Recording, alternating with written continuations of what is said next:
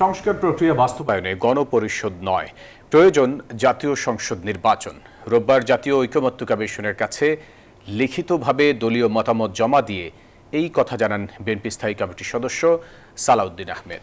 এছাড়া 1971 সালের মুক্তিযুদ্ধ আর 24-এর গণ অভ্যুত্থানকে সংবিধানের এক জায়গায় স্থান দেওয়ার পক্ষে নয় দলটি। মতামতে দলটি জানায়, হঠাৎ করে রাষ্ট্রের নাম পরিবর্তন করার কোনো প্রয়োজন নেই। রাষ্ট্র সংস্কারে জাতীয় ঐকমত্য প্রতিষ্ঠায় দলীয় অবস্থান জানাতে ঐকমত্য কমিশনে আসেন বিএনপি নেতারা। কমিশনের দেয়া নির্ধারিত ফরমের বেশ কিছু বিষয়ে একমত হলেও অনেক বিষয়ে ভিন্ন মত রয়েছে দলটির।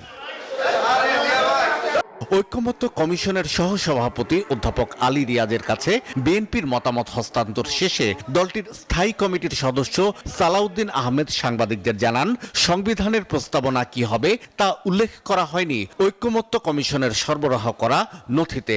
তিনি বলেন, সংবিধান পুনর্লিখন নয়, সংশোধন চায় বিএনপি। সংবিধানের সবচাইতে গুরুত্বপূর্ণ অংশ হচ্ছে প্রস্তাবনা। সেটা পুরোপুরি পরিবর্তনের বা সংশোধনের একটা প্রস্তাব আছে, অনেকটা রিরাইটিং এর মতো, যেখানে 1971 সালের স্বাধীনতা যুদ্ধের সাথে 2024-এর গণ অভ্যুত্থানকে এক কাতারে নিয়ে আসা হয়েছে, যেটা সমুচিত বলে আমরা মনে করি না। পিপলস রিপাবলিক অফ বাংলাদেশ ইংরেজিতে কি থাকবে, কিন্তু বাংলার মধ্যে ওনারা নাগরিকতন্ত্র এবং জনগণতান্ত্রিক বাংলাদেশ লিখতে চান। সেটার কোনো প্রয়োজন আছে বলে আমরা মনে করি না। বিএনপি মনে করে বাংলাদেশ গণতান্ত্রিক চরিত্র হারিয়েছে, তাই রাষ্ট্র সংস্কারে সবার আগে জাতীয় সংসদ নির্বাচন অনুষ্ঠানের পক্ষে বিএনপির অবস্থান।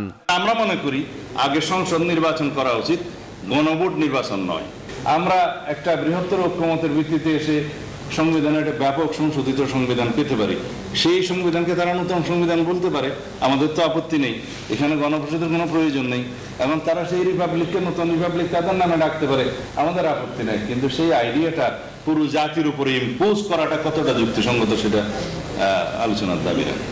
জাতীয় পরিচয়পত্র এবং নির্বাচনী সীমানা পুনর্নির্ধারণের বিষয়টি নির্বাচন কমিশনের হাতে রাখার পক্ষে দলের অবস্থানের কথা জানান বিএনপির নেতারা।